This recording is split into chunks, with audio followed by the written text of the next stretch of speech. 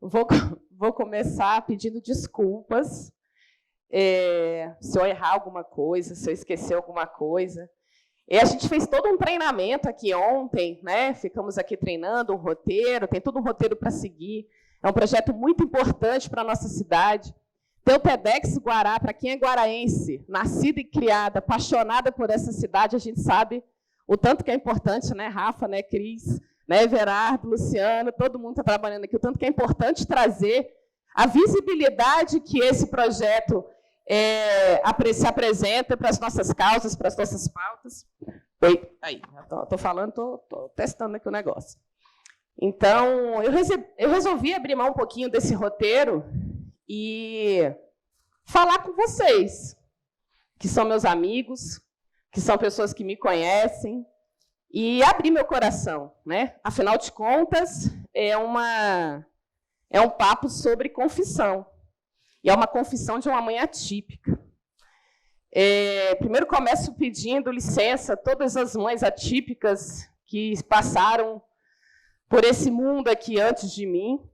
Imagina antigamente que a gente não tinha a política de inclusão, não tinha escola especial, não tinha profissionais qualificados para atender essas crianças. As crianças eram presas dentro de casa, as crianças não saíam das suas casas, né? Sofriam toda vergonha, todo preconceito. E será se isso mudou? Será se mudou? Será se a gente conseguiu alcançar tudo o que a gente desejava? Então, pessoal, eu sou uma mãe atípica. Não me ensinaram a ser mãe atípica. Não aprendi a ser mãe atípica na escola, não aprendi a ser mãe atípica dentro de casa, na igreja, nenhuma organização social que eu participei. Me lembra ali uma coisa ou outra da minha aula de biologia, né, sobre mutação genética ali no ensino médio, que falava ali, né, das consequências dessa mutação, mas eu não fui ensinada, por exemplo, de que aquilo era possível para qualquer um de nós. Qualquer um de nós. Seja a gente, nossos filhos, nossos netos, qualquer um de nós pode ter uma pessoa típica, né, uma pessoa com deficiência, na sua casa, ou no seu trabalho, ou na sua rua. Não fui ensinada a isso. Ninguém me ensinou isso. Eu fui ensinada a idealizar a maternidade, né? Romantizar a maternidade. Brinquei com bonequinhas perfeitas, né? Nunca tive uma bonequinha com deficiência. As bonequinhas eram perfeitas. Sonhava com aquele enxoval lindo, né? Com a previsão de um futuro para o filho. Afinal de contas, eu já tinha um filho, né? Meu filho mais velho, o Pedro. Então, que ali a gente entende que com 2 anos a criança vai tirar fralda, que com 6, 7 anos ela vai alfabetizar, que com 14 anos vai tomar algumas decisões importantes e tal. Na maternidade atípica, não. Na maternidade atípica, é tudo uma aventura, é tudo um aprendizado. Na maternidade atípica, a gente descobre um mundo diferente, um mundo novo, e um mundo muito cruel. Muito cruel. Um mundo que a gente não encontra informação tão fácil. Uma sociedade que não divide com a gente o trabalho do cuidado. Não divide com o Estado, não divide com a gente o trabalho do cuidado. A gente não é remunerada, a gente não é reconhecida, a gente não tem apoio. E olha só que coisa. A gente tem desejo de morrer. E aí eu vou compartilhar com vocês algumas confissões e espero que vocês me acolham e que peguem leve na penitência, né? Pega leve na penitência. Eu tive vontade de morrer várias vezes. É muita segregação, muita dor, me senti sozinha várias vezes. É uma doideira tão grande que acontece dentro de casa, porque ninguém tem informação nenhuma. Todo mundo fica se culpando, me culpando, e a culpa é minha mesmo, porque a minha obrigação é cuidar, cuidar, cuidar. Tem que ficar organizando tudo, dando conta de tudo. E a sobrecarga emocional, financeira, muito grande. E aí a ignorância reina, né? A violência doméstica reina. Grande parte, quase 80%, das famílias que têm filho com deficiência, os pais abandonam a sua casa, né? Abandonam sua família. Não dão conta de ficar com a sua família. E é um outro desafio que nós mulheres temos que ter, que é fazer tudo isso sozinha, porque a gente não tem mais amigo quando a gente vira mãe solo. A gente não tem emprego. Eu mesma tive que sair, abrir mão de uma carreira que eu estava muito feliz, uma carreira executiva numa empresa que eu amo muito até hoje, amo muito, não amava, não, amo muito até hoje. E tive que abrir mão dessa carreira e abrir um bar. Eu abri um botequim lá no Guará, chamado Café Quintal, que é do Guará, deve lembrar, que era um bar cultural. E eu abri esse bar na esperança da minha filha trabalhar. Olha a cabeça da mãe. Eu estava com uma filha com 7 meses de vida, de nascida. Eu saí do meu emprego para poder cuidar dela, porque as exigências de terapias eram imensas, uma rotina de terapia de tudo, de conhecer. Eu tinha que aprender sobre tudo para poder ensinar minha família, meus amigos, inclusive os profissionais. Isso sozinha, porque o Estado até hoje, e hoje minha filha tem 11 anos, o Estado até hoje não tem um centro integrado de referência, de atendimento, tanto às crianças como às mães atípicas. A gente não tem essa assistência integrada. Então tem que levar no fono, tem que levar na terapia, tem que levar na natação, tem que fazer isso. E muitas de nós fazemos de ônibus e muitas de nós não fazemos. Porque, em grande maioria, a gente sabe, nós, mulheres, ocupamos os espaços mais pobres. E a gente tem que abrir mão do nosso trabalho, fazendo com que a renda seja ainda mais comprometida. Porque alguém tem que cuidar dessa criança. E esse alguém não é o Estado, não é o pai, não é a família, não é os amigos. Esse alguém são as mulheres, as mães. Abri meu bar cultural, e nesse bar cultural eu tive apoio de pessoas maravilhosas. Foi a primeira vez que a Sofia me apresentou muito diferente. Eu falo que por que ela me apresentou muito diferente? Porque nesse processo de reconhecimento como mãe atípica, e o que eu não conhecia, eu tive que lidar com muitas dores, com muitas perdas. Eu tive que me despir da minha vaidade. Eu tive que trabalhar meu lado mesquinho. Eu fui muito capacitista. E eu tive que pedir perdão para minha filha várias vezes, porque aquilo era difícil para mim. Receber aquilo era difícil para mim. Eu desejei não ter tido a Sofia. Eu desejei não ter tido a Sofia. Eu desejei por várias vezes que aquela vida minha fosse diferente. Eu quis esganar muitas pessoas. Eu quis enforcar muitas pessoas de raiva. Principalmente quando eu não arrumava vaga de matrícula na escola. Quando no balcão de um hospital minha filha não era atendida. Quando não tinha remédio no hospital. Quando não tinha e não tem até hoje terapias adequadas para as crianças. Eu fui chamada de louca. Eu fui chamada de cruel. Eu fui desumanizada.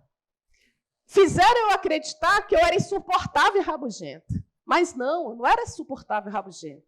Ali tinha uma pessoa doente, uma pessoa que estava sofrendo, uma pessoa que precisava de amparo. Tive coragem de pensar esse futuro, né, de deslumbrar com toda essa sobrecarga. Tem que abrir um negócio e eu vou botar minha filha para trabalhar nesse negócio, imaginando que nós duas ia ter esse negócio até 60 anos. Quem abre negócio acha que vai durar para sempre, né? E aí abri esse negócio na 19 do Guará 2. E eu levava a Sofia para o bar. E a Sofia ficava no carro para eu poder trabalhar. E a Sofia ficava dentro do bar. E esse bar foi ficando cada vez mais colorido. A Sofia me conectou com a cultura. A Sofia me apresentou pessoas maravilhosas. E, em grande maioria, mulheres. E essas mulheres me abraçaram. Essas mulheres tomaram minhas dores e me encorajaram a cofundar um coletivo de mulheres que a gente tem aqui no Guará, que se chama Mulheral. O Mulheral foi uma excelente ideia e excelente iniciativa de rede de apoio. É sobre isso. A gente adoece. Mulheres suicidam. A gente teve casos recentes agora da mãe que matou, vocês devem ter visto, a mãe que matou seu próprio filho e se matou pelo esgotamento da prática do cuidado. Bem aqui pertinho, Águas Claras. A gente teve um caso também agora, recente, de uma mãe que ficou 12 dias morta dentro do apartamento, e seu filho autista comendo as migalhas de comida que tinha em cima da mesa, o pão. 12 dias. Ninguém se deu conta dessa mãe. Ninguém perguntou, nenhum familiar, porque a gente é cansativo. Ninguém chama nossos filhos para os aniversários. Ninguém está acostumado com os pudores que ficam estremecidos, que essas crianças provocam, né? Contestam aquele padrão social. Ninguém está acostumado com o menino gritando, chorando. Tampouco a gente está acostumado e não fomos capacitados para acolher essa diferença, para acolher esse ser humano e perceber que, além daquela dificuldade, existe um ser humano. Eu dei umas palmadas na minha filha, perdi a paciência. Ela passava cocô na parede, ela agora está mocinha, ela tira o absorvente e joga para cima, ela faz uma bagunça, dou umas palmadas nela, ponho ela de castigo, mas me arrependo. Porque o entendimento e a lógica dela de perceber o mundo é diferente dos meus outros filhos. Eu peço perdão para o meu filho mais velho, para o Pedro, por ter negligenciado os sentimentos dele, que por 12 anos foi filho único. E quando a Sofia chegou nas nossas vidas, eu esqueci meu filho. Eu peço perdão para o meu filho Ernesto, que é o meu caçula, por sobrecarregar ele nos cuidados com a Sofia. Ele me ajuda.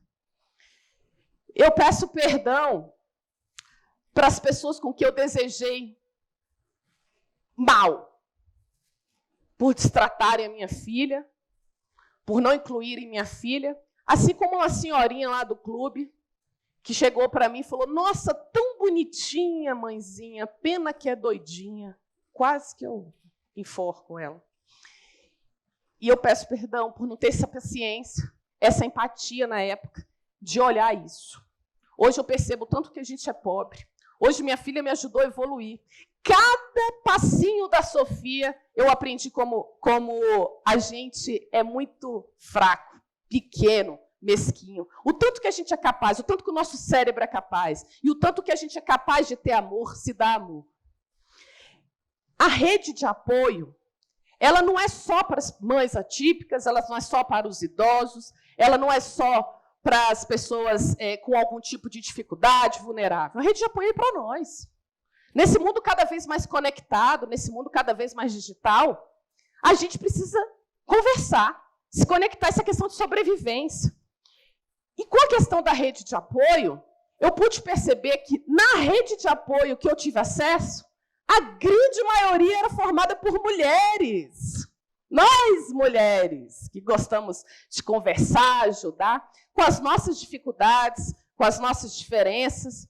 Eram nós, mulheres, que estavam ali, se organizando nas filas dos hospitais, nas esperas das terapias, na luta, nos grupos, nas audiências públicas, lutando por inclusão dos nossos filhos. A gente foi se organizando em rede de apoio.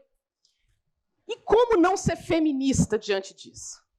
Como é que eu não vou ser feminista diante de toda essa dificuldade? Porque, além do enfrentamento da desigualdade de gênero, era no nosso colo, era na maioria mulheres, que, apesar de toda essa dificuldade que continuamente a gente enfrenta, a gente tirava da nossa quádrupla e quíntupla jornada de trabalho, que quem é mãe atípica sabe que não é tripla, é quádrupla, quíntupla, e olha lá, principalmente aquelas que se atrevem a trabalhar, estudar, cuidar de casa, namorar, ter vida, beber, sair, namorar. A gente pode sair de casa. A gente deve sair de casa. Quem é mãe atípica precisa procurar uma rede de apoio. Precisa procurar um coletivo de mulheres da sociedade. Juntar com algumas mulheres. Foi isso que a gente fez aqui no Guará com o coletivo Mulheral. É possível, a gente mostra que isso é possível. É um coletivo comunitário. Não precisa de muito. Às vezes a gente fica atrás de uma organização, de algo grande, procura na internet. Não, você pode montar sua rede. Você pode montar seu coletivo bem do ladinho da sua casa. Seja na igreja, seja na rua. Mas se conecte, apoie. Apoie as mães atípicas. Dê a elas um tempo para ela tomar o banho que ela merece. Dê a elas um tempo de tomar uma cerveja. Dá a elas o tempo e a condição de almejar carreiras profissionais melhores. Mães atípicas nas carreiras científicas, imagina a dificuldade disso. Imagine mães atípicas nas carreiras executivas de gestão. É algo quase impossível. Por que é algo quase impossível? Porque elas estão sozinhas nessa caminhada. O desafio e a oportunidade que eu estou tendo aqui no TEDx é de ter a licença poética e representativa, de estar representando essas mães, principalmente no trabalho do cuidado. O cuidado precisa ser reconhecido, remunerado, considerado. O que a Sofia me ensinou e que a pessoa com deficiência ensina para a gente é que a gente precisa valorizar as potencialidades humanas. A gente é capaz de valorizar as potencialidades humanas. E nós, mulheres, precisamos nos organizar cada vez mais, nos apoiar cada vez mais, e os homens ter a honra e a missão e o dever de dividir o trabalho de cuidado conosco. É isso, pessoal. Boa noite.